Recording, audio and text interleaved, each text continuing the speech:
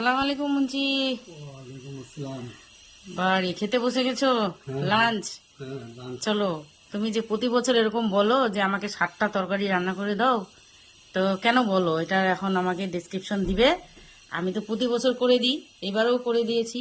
শুধুমাত্র মাংসটা আনিয়ে দেওয়ার লোক নাই, তো মাংস করতে পারিনি। এবার বলো 7টা হয়েছে কিনা। হ্যাঁ, মোটামুটি তো হয়ে গেছে। আর এটা করার কারণ হচ্ছে, যেহেতু আমরা পশ্চিমবঙ্গবাসী, আচ্ছা আমাদের বাংলায় আমরা এই যে পয়লা বৈশাখ আমরা নববর্ষ পালন করি। আচ্ছা তো এই নববর্ষতে আমাদের যে একটা প্রচলন রয়েছে যে আমাদের সাত রকমের সবজি আমরা দিয়ে আমরা লাঞ্চ করব। এটা হচ্ছে আমাদের একটা প্রচলন।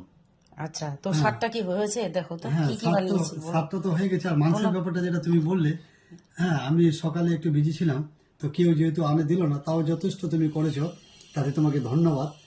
আর তুমি যে আমার কাছে গিফট চাইছো, সেটাও আমি তোমাকে আচ্ছা প্রদান করবো, চিন্তা করো না। ঠিক আছে, এটা পরে দিও, কিন্তু এই 7টার মধ্যে তোমার সব থেকে প্রিয় কোনটা? প্রিয় হচ্ছে আমাদের ওই যে এটা পাট শাক। পাট শাক।